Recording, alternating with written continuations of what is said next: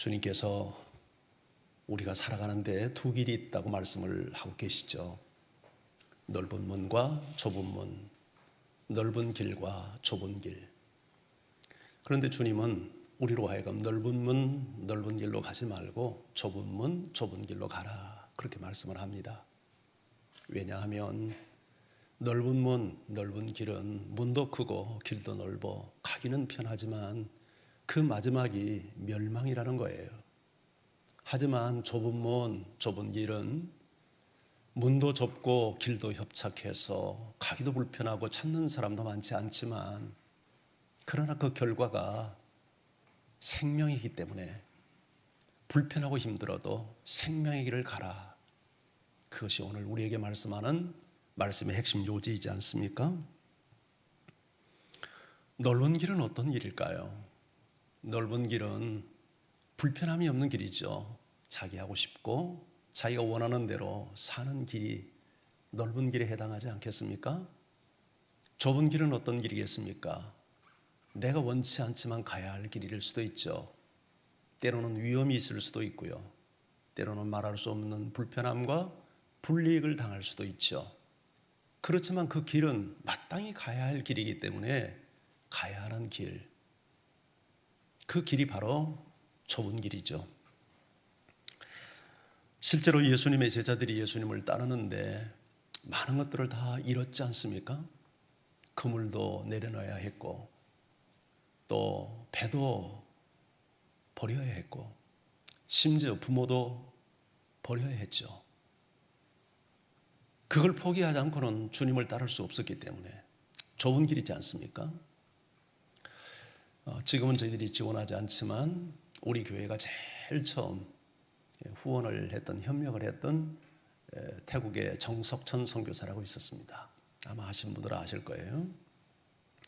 그분을 우리가 계속 지원하지 않는 것은 그때만 해도 이제 그분이 너무 또 이제 선교를 더 잘하셨고 그래서 이제 그분보다는 좀 힘든 분을 우리가 지원하자 해서 양해를 구하고 그때 이제 더 이상 지원을 하지 못했더랬습니다. 근데 우리 교회에 그분이 와서 했던 그 간증이 기억이 납니다. 자기가 선교사로 나가려고 하는데 외아들이에요. 그리고 부모님이 연세가 많았습니다. 그러니까 연세가 많은 부모님을, 그것도 시골에서 농사 짓는 부모님을 두고 이 아들 하나밖에 없는 이 아들이 선교지로 나가려고 하니 피차간 힘이 들지 않겠어요? 부모는 부모대로 또 자식은 자식대로. 그래서 방콕에 가서 그 화려한 도시의 사진을 찍어다가 보여주면서 아버지 어머니, 제가 가려고 하는 것이 그렇게 고생스러운 것이 아니고 이렇게 화려한 도시니까 걱정하지 마세요. 그렇게 부모님을 설득시키며 간노라고 그러면서 울먹였던 생각이 납니다. 한마디로 주님을 따라가는 길은 그렇게 만만한 길이 아니었던 거죠. 정말 힘들고 어렵고 고통스러운 길이었죠. 그런데 정말 이런 좁은 길은 뭐 선교사나 아니면 뭐 목회자만 꼭 가야 하는 길은 결코 아니죠. 모든 성도들이 가야 할 길이죠. 이유가 뭐 때문이죠? 바로 그 길만이 생명의 길이기 때문입니다. 자, 그러면 오늘 저녁에는 좀 이런 질문을 좀 드리고 싶어요. 정말 나는 지금 좁은 길을 가고 있는 사람인가? 이것을 한번 확인해 보기 위해서 세 가지 진단 질문을 저녁에 여러분에게 좀 나누고 싶습니다. 아마 여기에 여러분들이 다 수긍할 수 있다면 그분은 좁은 길을 가는 사람일 거예요. 그러나 만약에 오늘 이 질문 앞에 아닌 것 같다 이런 마음이 든다면 여러분들이 한번 노선 변경을 한번 해볼 수 있기를 바랍니다. 자, 첫 번째는 신앙생활을 하는 것이 정말 어렵다고 생각되는가 하는 것입니다. 어떻습니까, 여러분? 신앙생활이 정말 어렵게 느껴집니까? 아니면 신앙생활이 정말 즐겁고 좋은 길이라고 느껴집니까? 여러분들이 정말 주님 뜻대로 살기 위해서 신앙생활을 하는 것이 정말 힘들고 어렵다 이렇게 느끼고 있다면 여러분은 좁은 길을 가고 있을 가능성이 굉장히 높은 사람입니다. 간혹 가다 보면은 참 예수 믿는 것은 너무너무 좋아요. 할렐루야. 이렇게 좋은 예수를 왜 진정 믿지 못했는지 모르겠어요. 이렇게 말하는 분도 있어요. 여러분, 그것도 정상입니다. 왜냐하면 예수 믿는 일은 정말 가슴 설레이는 일이잖아요. 저는요, 어렸을 때 이렇게 신앙생활을 했기 때문에 어렸을 때는 그런 감격을 별로 느끼지 못했는데, 이제 중간에 이렇게 은혜 체험하고 나서 이런 감격을 제가 몇 번씩 느꼈던 경험들이 있습니다. 정말 그때 그 은혜 받고 그 예수 믿는다는 것이 이렇게 행복하고 좋구나. 이제 그런 순간들이 물론 영원하지는 않았지만, 짧은 기간이었지만 그런 것을 느낀 적이 있었어요. 근데 사실은 신앙생활이 그게 전부일 수는 없잖아요. 그렇죠? 예수 믿는 것이 이렇게 좋구나. 가슴 설레이는 것이 영원할 수는 없어요. 아무리 당신 없이는 못 산다고 해서 결혼한 신혼부부가 영원합니까? 그 감정이. 시간 지나가면 또 마음이 바뀌기도 하죠. 신앙생활이 좋기만 하다고 하는 사람은 신앙의 고지에 올라본 경험이 없는 사람일 가능성이 많아요. 그 사람은 그냥 평지를 늘 걷고 있는 거죠. 이것과 같다고 봅니다. 신앙생활은 마치 등산과 같다는 생각이 들어요. 엄마 아빠가 어느 날 북한산에 등산을 간다고 하니까 7살 유치원 아들이 엄마 아빠 나도 간다고. 그래서 야, 등산은 그렇게 성미산 같은 곳이 아니야. 거기는 되게 힘든 곳이야. 네가 갈 수 없는 곳이야. 그래도 이 아이가 엄마 아빠를 따라서 간다는 거예요. 그러니까 데리고 갔어요. 엄마 아빠를 따라서 산에 간다고 하니까 이 아이가 홀짝홀짝 뛰면서 너무 좋아합니다. 그런데 이제 차를 타고 가서 북한산에 올라가는 입구에 차를 주차하고 아이를 데리고 이제 본격적인 등산이 시작이 됩니다. 10분 가서 힘들다고 보채는 거예요. 20분 가니까 못 가겠다는 거예요. 30분 가니까는 이제는 업어달라는 거예요. 여러분, 신앙생활이 그런 거 아니에요? 처음 신앙생활 할 때는 정말 좋고 이렇게 좋은 예수를 왜 진정 믿었는지 믿지 않았는지 모르겠다 하지만 막상 우리가 신앙의 고지를 다 올라서 보면 신앙생활이 만만한 것이 아니구나. 정말 좁은 길이구나. 눈물 없이는 갈 수 없고 고통 없이는 갈 수 없는 길이구나 하는 것을 느끼게 됩니다. 신앙생활을 제대로 하다 보면 정말 우리가 인내해야 될 순간들이 얼마나 많습니까? 절제해야 될 순간들이 얼마나 많습니까? 내 감정을 거슬려서 사랑을 해야 될 경우들이 얼마나 많습니까? 좁은 길이죠. 좁은 길. 우리 주님께서 신앙의 깊이가 더해질수록 더 점점 좁은 길을 요구하잖아요. 신앙의 깊이가 깊지 않은 사람은 길이 넓어요. 마음대로 살아도 이렇게 크게 불편을 몰라요. 근데 적어도 이제 목사 정도 이렇게 되고 장로 정도 되면 어떻습니까? 마음대로 못 살잖아요. 좁은 길을 가지 않을 수 없어. 그래서 어느 분은 신앙생활이 마치 연어와 같다 그렇게 비유하는 분도 있더라고요. 연어는요 좀 특이한 물고기죠. 태어나는 것은 민물에서 태어나요. 근데 사는 것은 바다에 가서 살잖아요. 그러다가 산란을 할 때는 자기 고향에 와서 태어난 곳에 와서 산란을 또 해요. 그래서 산란기가 되면 연어떼들이 막 올라옵니다. 우리 강원도에도 그 연어 올라오는 길이 있잖아요. 그때 그 연어 축제 하잖아요. 근데 그 길이 말이죠 만만치가 않아요.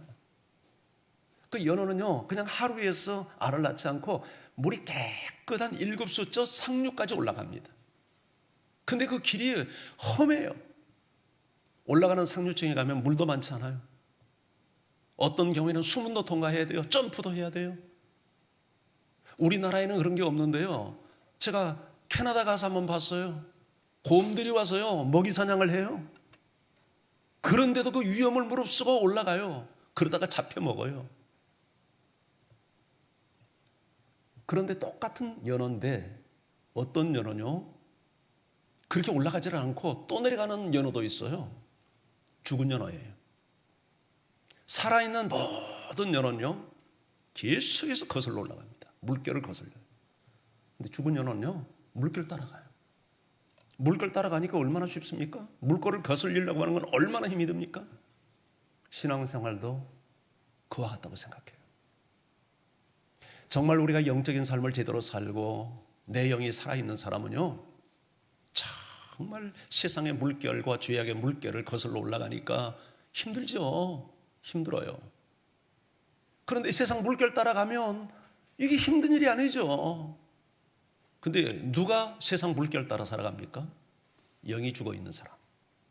영이 죽어 있는 사람은 거슬리질 않아요. 그냥 물결을 따라 그냥 가는 거예요. 영이 죽어 있다는 증거죠. 이런 사람은 신앙생활이 힘들고 어렵다는 걸 느끼지 못하죠. 예수님이 이런 말씀을 했습니다. 마태복음 16장 24절 26절. 이에 예수께서 제자들에게 이르시되 누구든지 나를 따라오려거든 자기를 부인하고 자기 십자가를 지고 나를 따를 것이니라. 누구든지 제 목숨을 구원하고자 하면 잃을 것이요 누구든지 나를 위하여 제 목숨을 잃으면 찾으리라. 사람이 온 천하를 만일 온 천하를 얻고도 제 목숨을 잃으면 무엇이 유익하리요? 사람이 무엇을 주고 제 목숨과 바꾸겠느냐?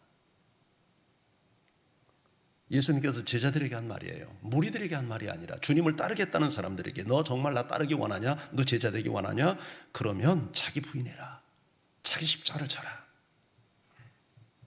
자기 부인, 자기 십자가가 이게 쉬운 일입니까? 우리가 신앙생활을 하면서 제일 힘든 게 뭡니까? 내 생각과 다르고 내 견해와 다르고 내 뜻과 다르고 내 욕망과 다르고 내 마음과 다른 것을 해야 되는 경우잖아요. 그런데 너를 부인하라는 거예요. 나를 부인하지 않으면 나를 따를 수 없다는 거예요. 자기 십자가를 진다는 게 뭡니까? 죽으라는 얘기잖아요. 예수님도 십자가 질 때 자기 십자가 지고 갔잖아요. 한마디로 자기를 부인하고 자기가 죽지 않고는 주님을 따를 수 없다는 얘기잖아요. 참 좁은 길이지 않습니까? 좁은 길. 근데 왜 좁은 길을 이렇게 자기를 부인하고 십자가를 지고 가라고 합니까? 25절에 보면 그 이유를 설명해 놨죠. 직접적으로 설명은 아니지만 이게 사는 길이다. 이게 사는 길이다. 자기 부인하지 않고 자기 십자가 지지 않으면 사는 것 같은데 그건 진짜 죽는 길이고 자기를 부인하고 자기 십자가를 지고 주님 따라가는 것이 진짜 사는 길이다. 그러면서 마지막 결론이 뭡니까? 온 천하를 얻고도 제 목숨을 잃으면 무엇이 유익하리요? 무엇을 주고 제 목숨과 바꾸겠느냐? 좁은 길을 가야 될 이유는 천하보다 귀한 내 생명을 이게 진짜 살리는 길이니까 가야 된다. 이게 주님의 가르침이죠. 왜 우리가 좁은 길을 가야 합니까? 일부러 고행하는 것이 멋스러워서 그렇게 하는 겁니까? 그게 아니죠. 이게 진짜 영원한 생명을 얻는 길이고 우리는 믿음으로 구원을 받는다고 하는 맞는 말입니다. 인간은 누구도 행위를 통해서 구원받지 못해요. 맞는 말이에요. 근데 그 말은 잘 이해를 해야 될 말입니다. 찾지 잘못하면 그 말이 함정이 되어버릴 위험성이 있어요. 그래서 본헤퍼 같은 사람은 값싼 은혜를 이야기했잖아요. 고백 한 번 하고 천국 간다고 하는 것, 그건 말이 안 돼. 그 값싼 은혜. 사실은 생명은 그렇게 얻어지는 게 아닙니다. 생명은 그렇게 얻어지는 거예요. 물론 예수님이 십자가에 죽으실 때 마지막 십자가상에서 신앙 고백함으로써 한평강도 구원받은 건 사실이지만 부끄러운 본이죠, 사실은. 그런 은혜가 없는 건 아니죠. 그러나 정말 우리가 정상적인 삶을 가지고 참된 구원을 얻는 사람이라면 입술로만 구원받을 수 있는 게 아니죠. 좁은 길을 가야 되는 거죠. 왜 자기를 부인하라고 해요? 왜 자기 십자가 져야 돼요? 자기 목숨을 살리기 위해서 그렇게 하려는 얘기잖아요.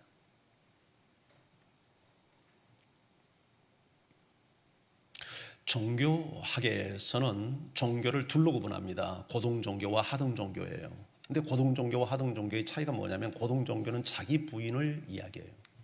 하등종교는 자기 욕망을 추구해요. 이게 고등종교와 하등종교의 차이점이에요. 불교, 이슬람교, 기독교는 고등종교예요. 왜냐하면 자기 부인을 가르치니까요. 근데 하등종교는요, 이제 대표적인 종교가 샤머니즘이죠. 무당종교, 신 내려서 무당을 하고 주술을 하면서 주로 이 사람들은 뭐를 합니까? 주로 이제 기복을 하는 거죠.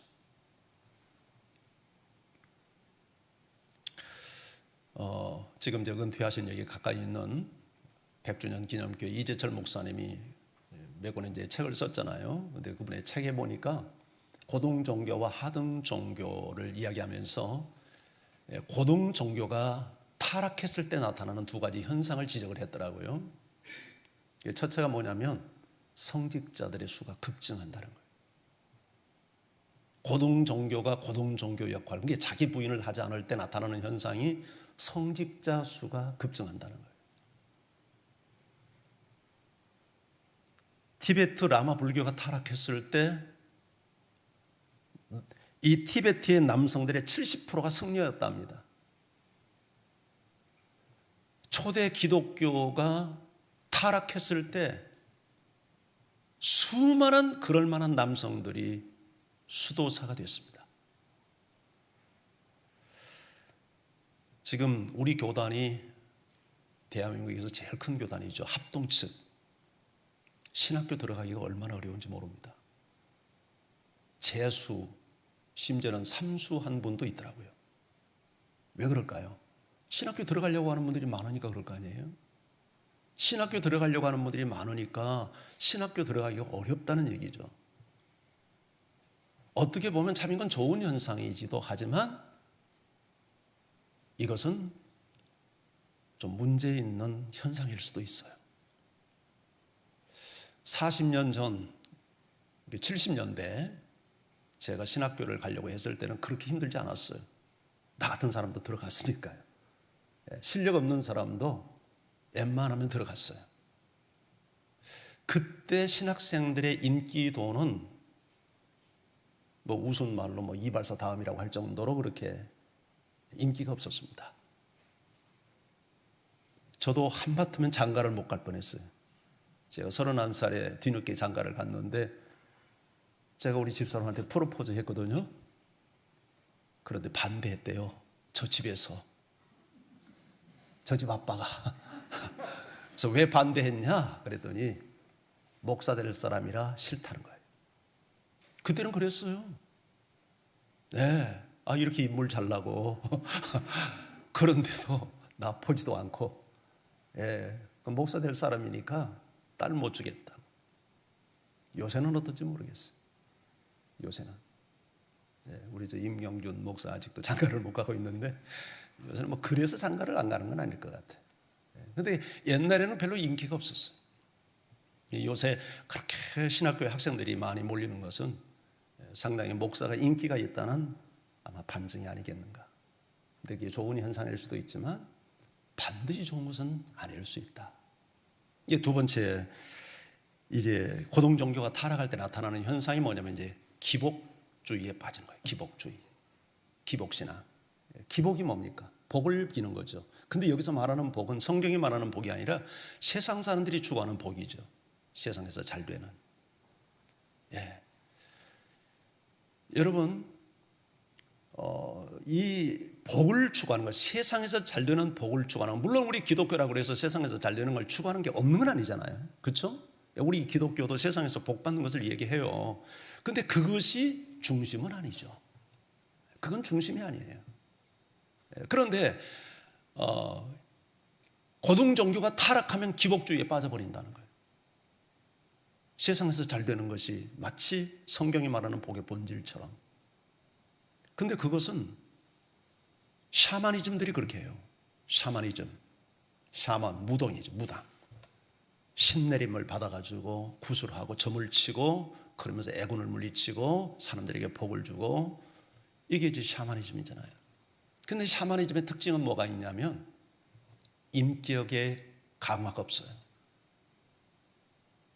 도덕을 강조하잖아요. 윤리를 강조하잖아요. 무조건 그 사람들의 애군을 물리치고 잘 되는 것이 그냥 그들의 목적이에요. 이게 기복주의예요. 근데 우리 고등 종교가 타락을 하면 기복주의에 빠진다는 거예요. 우리 성도들이 복 받기를 저는 원합니다. 그러나 그것이 본질은 아닙니다. 본질은 아니에요. 그것은 사이드 축복이고 제2차 축복이지. 자, 이제 여러분 정말 우리 자신들을 한번 평가를 해보십시오. 자, 우리가 정말 진실한 참된 신앙을 갖고 있다면 신앙생활을 하는 것이 정말 어려운가? 그렇다 한다면 좁은 길을 걷고 있는 사람일 가능성이 많다는 거예요. 그러나 신앙생활이 만만하고 정말 쉽다, 이건 아직 신앙의 고지에 접근하지 못한 사람의 이야기라는 얘기죠. 두 번째는요, 신앙생활을 하기 위해서 희생을 치르고 있는가? 그렇다면 정말 좁은 길을 가고 있는 사람이다. 성경이 우리에게 요구할 때 너희는 하나님을 사랑하는데 마음과 뜻과 목숨을 다해서 사랑해라. 여러분, 마음과 뜻과 목숨을 다해서 사랑한다는 일이 이게 쉬운 일입니까? 이거 다 걸으라는 얘기잖아요. 거기 하나님 이외에는 어떤 대상도 사랑해서는 안 된다는 얘기잖아요. 근데 그렇게 정말 하나님에게 올인하고 있다면 그 사람은 정말 좁은 길을 걷는 사람이다. 예수님께서 이런 말씀했어요. 마태복음 10장 36절 39절에서 사람의 원수가 자기 집안 식구리라. 아버지나 어머니를 나보다 더 사랑하는 자는 내게 합당하지 아니하고 아들이나 딸을 나보다 더 사랑하는 자도 내게 합당하지 아니하며 또 자기 십자가를 지고 나를 따르지 않는 자도 내게 합당하지 아니하니라. 자기 목숨을 얻는 자는 잃을 것이요 나를 위해서 자기 목숨을 잃는 자는 얻으리라. 여러분, 부모보다도 하나님보다도 부모를 더 사랑하면 합당치 않다는 얘기잖아요. 자식보다도 하나님 더 사랑하면 합당치 않다는 얘기잖아요. 근데 우리 신앙생활 할 때 부모 때문에, 가족 때문에 걸림돌이 될 때가 얼마나 많습니까? 그런데 정말 좁은 길을 가는 사람은 부모보다, 자식보다, 배우자보다, 또 어떤 세상의 그 누구보다, 무엇보다 주님을 더 사랑할 줄 아는 사람이라는 얘기죠. 그래서 정말 좁은 길을 가려면 희생을 하지 않을 수 없잖아요. 아까 정석천 선교사가 외아들로서 연세 많은 늦둥이를 낳는데 그 연세 많은 시골에서 농사 짓는 부모님을 놓고 선교지로 가려고 할 때 그 아들의 심정이 어떻겠어요? 어떻겠어요?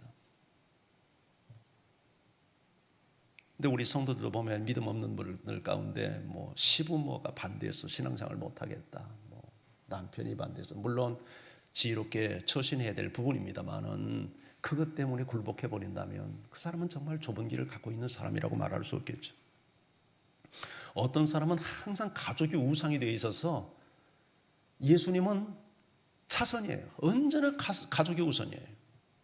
물론 그 가족을 소중히 여기는 것은 좋은 일이지만 여러분, 이게 우선순위가 뒤바뀌어 있다는 것은 좁은 길을 가는 사람이라고 말할 수 없죠. 그러면 정말 예수님을 따르려면 혈육도 다 버려야 되는가? 이렇게 생각할 수 있어요. 근데 이 말을 오해하면 안 돼. 이게 오해의 소지가 좀 있잖아요. 근데 그런 뜻이 아니에요.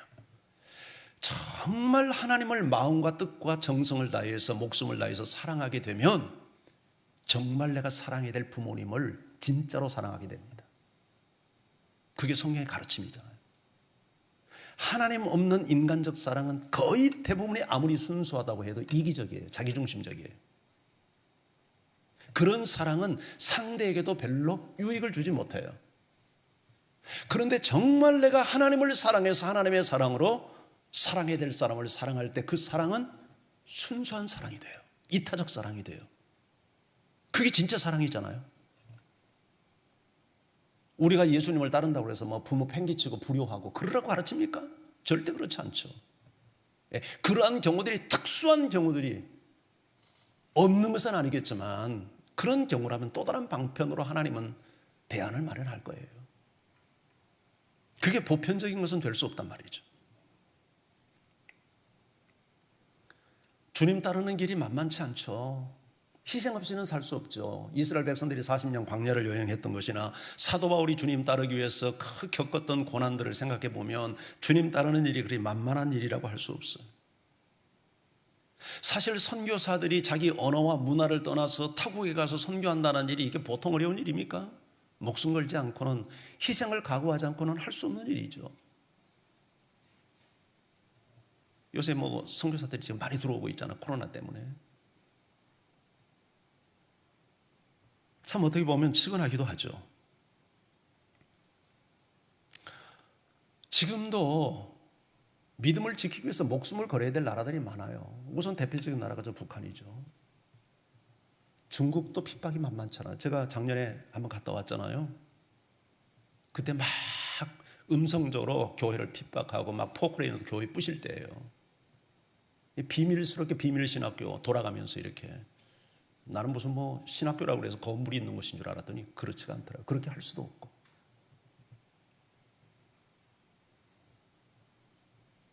이슬람권 같은 데 이런 데서는 실질적으로 예수 믿는 믿음 때문에 목숨을 버리는 경우들이 있었잖아요. 많잖아요. 오래전에 터키에서 프랑스 선교사 두 사람이 극단주의 이슬람 사람들에게 테러를 당해서 현장에서 그것도 난자를 당해서 죽임을 당했어요. 그런데 그 부인들이 용서했잖아요. 이슬람은 막 사람 죽이고 그게 그들의 알라를 위한 일이라고 하고, 기독교 선교사는 자기 남편이 난자당해 죽였는데 그들을 위해서 축복했어요. 어떤 종교가 진짜 종교입니까? 터키에서 우리 한국교회 선교사님 사모님도 한번 테러를 당해서 죽은 분이 있잖아요. 미국에서 히틀러를 신봉하는 한 고등학교 아이 두 아이가 총을 들고 와가지고 학교에 와서 총을 난사했어요. 자기가 공부하는 그 학급에 들어가가지고 한 여학생 앞에 섰어요. 근데 총을 던지니까 다 엎드렸거든요. 너 일어나. 물었어요. 너 예수 믿지? 그 질문에 어떻게 대답해야 된다는 걸 이 여학생이 모르는 거 아니죠. 예스 하면 죽는다는 거 알죠. 그런데 그 여학생이 어떻게 대답했죠? 예스 했죠. 나 예수 믿는다고. 그 순간 총성이 울렸고 이 학생은 쓰러졌어요. 지금도 이런 일들이 세계 도처에서 정말 예수님을 따르기 위해서 이런 극단적인 경우지만 목숨을 버려야 될 경우도 있고, 불이익을 감수하고 불편을 견디고 정말 좁은 길을 가면서 가지 않을 수가 없는 이런 일들이 있어요. 피셔라고 하는 웨일즈 출신의 금발머리 소녀는 고등학교를 졸업하고 아프리카 선교사로 갔어요. 아프리카 중에서도 제일 가난한 짐바브웨에 가가지고 학생들을 가르치면서 복음을 전하는 선교사가 되었어요. 그런데 1978년 7월 달 무장단체가 이슬람 무장단체가, 극단주의 무장단체가 이 학교를 급습했어요. 그리고는 학생들과 교사들에게 총을 난사해서 몇십 명이 죽었어요. 그때 이 피셔도 함께 쓰러졌어요. 그런데 그 피서의 가방에서 음성 녹음 테이프가 발견이 됐습니다. 그 내용은 이런 거였어요. 내게 사는 것이 그리스도니 죽는 것도 유익함이라. 주의 손을 잡고 주가 허락하신 좁은 길을 걸어가리라. 주의 뜻대로 걷는 것만이 평화와 기쁨과 감격이라네. 우리가 부르는 찬양 CCM에도 이런 비슷한 가사가 있잖아요. OM 선교회라고 있는데, 이것은 이제 둘로스 선교회 그 배를 운영하면서 이렇게 하는데, 110국에서 나오는 350명의 젊은 선교사들이 다 선교사로 헌신해가지고, 일부는 이제 전임 선교사도 있고 이제 파트 선교사도 있고, 그렇게 하면서 주로 이제 아프리카 지방을 돌아다니면서 이렇게 선교하는 단체예요. 그런데 이 배를 타는 게 그렇게 정말 순교 정신이 없이는 거의 불가능하다고 합니다. 왜냐하면 배 안에서 말이죠, 큰 날씨는 덥죠. 하루 종일 이른 아침부터 밤늦게까지 움직이죠. 그리고 배 안에서 나오는 그 엔진 소리 때문에 정신적 스트레스가 이만저만이 아니래요. 그러다가 그렇게 배 안에서 시달리고 때로는 배멀미도 하고, 그러다가 이제 어느 항구에 도착하면 더 내려서 전도해야 되고. 그런데 유럽의 그 좋은 환경 속에서 사는 젊은이들이 선교사로 헌신해서 둘로스선을 타는 거예요. 옛날 우리 왜 금석이도 한정환 장로님 아들도 그거 둘로스 1년 탔잖아요. 정말 고통이 없이는, 희생이 없이는 살 수 없는 그런 열악한 환경 속에 젊은이들이 헌신해요. 좁은 길을 가고 있는 거죠. 우리 자신은 정말 좁은 길을 가고 있는지 한번 진단해 보십시오. 요새와 같은 환경에서 예배 한 번도, 주일 예배 한 번도 제대로 드리지 못하면서 정말 우리가 좁은 길을 가는 사람이라고 말할 수 있겠습니까? 자신의 수익과 생활 능력에 비해서 헌금하는 것을 너무 인색하게 헌금하면서 정말 좁은 길을 가는 사람이라고 말할 수 있겠습니까? 하나님 앞에 무릎 꿇고 나 다스려야 될 순간에도 내 생각과 내 감정을 드러내면서 나하고 싶은 대로 행동하면서 과연 좁은 길을 가는 사람이라고 말할 수 있겠어요?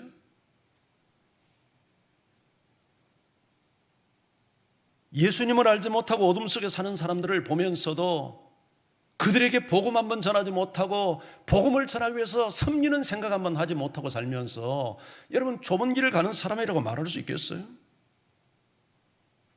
지금도 힘들고 어렵게 그늘진 환경 속에 살아가는 사람들을 곁에서 보면서 작은 것 하나도 나누지 못하면서 우리가 좁은 길을 가는 사람이라고 말할 수 있겠습니까? 내 것 하나 희생할 줄 모르면서 주의 일을 한다고 하면 그게 정말 좁은 길을 가는 사람이냐고요.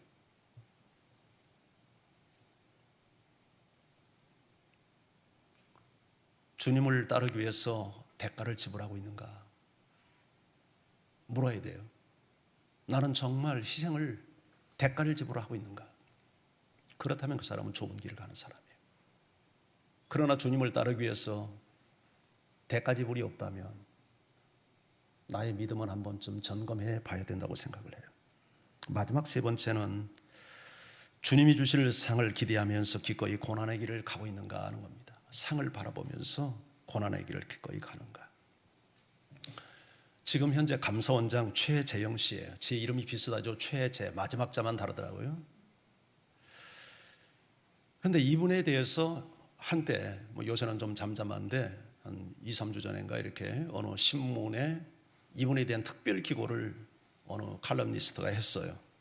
그런데 이분은 굉장히 원칙주의자인가 봐요. 그래서 이제 감사원장이니까 좀 그런 면도 있지 않겠어요? 대통령 임명이거든요. 근데 대통령 말을 잘 안 들어. 그리고는 자기 소신과 원칙을 지켜내는 거야. 그러니까 정부에 미운털이 딱 박혔어. 그래서 국회 대정부질문 나가가지고 막 여당 의원들이 공격을 하는 거야.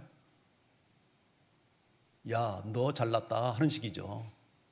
대통령이 임명을 받았으면 대통령 말 들어야지.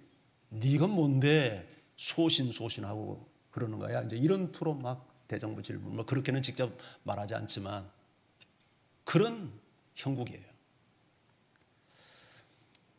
그런데 저는 이분의 글을 읽으면서 참 감동을 받았어요. 이분이 크리스찬이에요. 예수를 아주 잘 믿는 성실한 그리스도인이에요. 이분에게는 2명의 딸이 있더라고요. 그럼에도 불구하고 2명의 아들을 입양해서 함께 길렀어요. 사법연수원 시절 자기 동료 가운데 걷지 못한 사람이 있었대요. 2년 동안 업어서 출퇴근을 시켰어요. 대단하잖아요. 아니 하루 이틀도 아니고 2년 동안 어떻게 업어서 출퇴근을 시켜요? 참 그 글을 읽으면서 정말 훌륭한 분이다. 이런 분을 지켜줘야지 이런 분을 저렇게 공격하면 어떡하나 하는 생각이 들더라고요.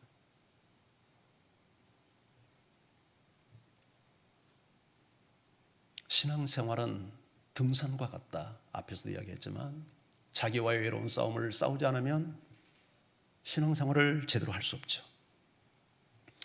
등산은요 정말 자기와의 싸움을 싸우는 거예요. 우리 박 권사님 그때가 몇 년이었어요. 제가 한번 따라갔을 때가 그때 펄펄 날더라고.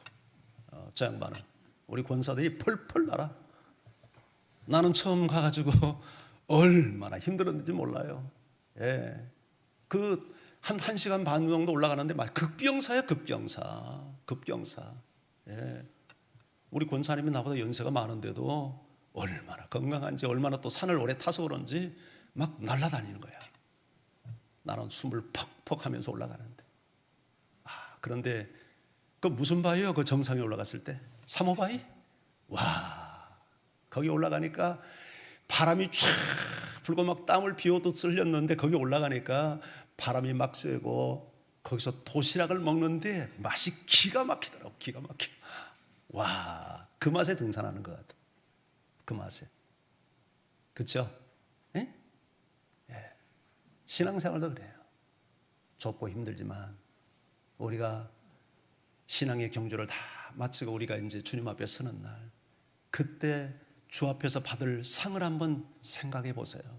그 맛에 우리가 좁은 길을 걷고 자기와의 싸움을 싸우면서 외로운 길을 걸어가는 거잖아요. 우리 찬송가 492장에 이런 찬양이 나와요. 한숨 가시고 죽음 없는 날 사모하며 기다리니 내가 그리던 주를 배울 때 나의 기쁨 넘치리라. 열린 천국문 내가 들어가 세상 짐을 내려놓고 빛난 면류관 받아 쓰고서 주와 함께 다스리리. 이 소망 때문에 우리가 좁은 길을 걷는 것 아닙니까? 그래서 모세도 상주심을 바라보고 애굽의 모든 보화를 버렸다고 하잖아요. 근데 그렇다고 해서 막 우리가 선교지를 가고 그걸 하라는 얘기가 아니죠. 우리가 하나님 말씀대로 살기 위해서 정말 말씀대로 살다 보면 이 세상이 그러지 못하니까 얼마나 저항도 많고 우리가 어려움을 많이 겪습니까? 오래전에 몇 년 전에 정확한 횟수는 기억을 못 하겠는데 제가 이제 목회자들이 주로 보는 잡지가 이제 목회와 신학이라는 두란노에서 나오는 잡지인데 거기서 이제 설문을 했더라고요. 우리 크리스찬들을 대상으로 설문을 했어. 주로 이제 도덕성 이런 것에 이제 질문을 했는데 정직성이랄지 또 성적 순결을 지키는 거랄지 또 세상의 법규를 지키는 부분 이런 것을 이제 쭉 묻는 그런 설문이었는데 그때 보면서 예수 믿는 크리스찬들이나 불신자들이나 별반 차이가 없어요. 도덕성과 윤리의식, 성적 순결 이런 것을 지키는데 별반 차이가 없더라고요. 설문이니까 다 양심적 대답을 무기명으로 했으니까 했을 거 아니에요. 미국 같은 데서도요. 미국에서는 이제 그런 기독교 단체들도 있거든요. 이제 설문하는. 그런데 낙태수나 이혼율이 불신자와 별반 안 달라요. 미국도. 그러니까 좁은 길을 간다고 말할 수가 없잖아요. 지금 우리가. 예수를 믿는 길은 좁은 길이고 주님 따라가는 길은 좁은 길인데 사실 우리가 넓은 길을 가는 거예요. 넓은 길. 세상 사람들처럼 똑같이 사는 거예요. 도덕성에 있어서나 정직성에 있어서나 순결성에 있어서나 헌신도에 있어서 다른 바가 별로 없는 거예요. 이게 지금 어떻게 보면 우리의 위기 아닐까요? 그래서 예수님은 청함을 받은 사람은 많은데 택함을 받은 자가 적다 그런 말씀했죠. 어떤 사람이 물었죠. 주여 구원받을 사람이 적습니까? 많습니까? 이렇게 안 묻고 적습니까? 그러더니 너희가 좁은 문으로 들어가기를 힘써라. 들어가려고 해도 들어가지 못할 자가 많으니라. 맞다는 얘기잖아요. 적다는 얘기잖아요. 좁은 문으로 들어가기를 힘쓰지 않으면 구원받을 수 없다는 이야기죠. 그래서 바울이 고린도 교회 성도들에게 이렇게 도전을 했습니다. 고린도전서 13장 5절에 너희는 믿음 안에 있는가? 너희 자신을 시험하고 너희 자신을 확증하라. 예수 그리스도께서 너희 안에 계신 줄을 너희가 스스로 알지 못하느냐? 그렇지 않으면 너희는 버림받는 자니라. 너희가 믿음 안에 있는가? 자신을 시험해 보래요. 자신을 확증하래요. 믿음이 정말 내가 믿음 안에 거하는가? 그 믿음 안에 있다는 게 뭐예요? 그리스도께서 너희 안에 계신 줄 너희가 스스로 알지 못하면 그건 믿음 안에 있는 거 아니다. 그건 버림받은 거다.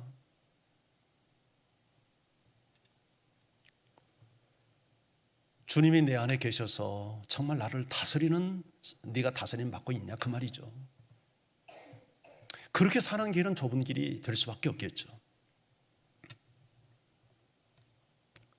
좁은 길을 힘들고 어렵지만 마지막은 영광과 생명이 있는 그 길이 우리가 묵묵히 그 길을 함께 갈 수 있기를 바랍니다. 사도 바울의 마지막 이 고백이 우리 모두의 고백이 되기를 바라면서 제가 이 고백을 읽고 마칠게요. 빌립보서 3장 12절 14절인데 내가 이미 얻었다 함도 아니요 온전히 이루었다 함도 아니라 오직 내가 그리스도 예수께 잡힌 바 된 그것을 잡으려고 달려가노라.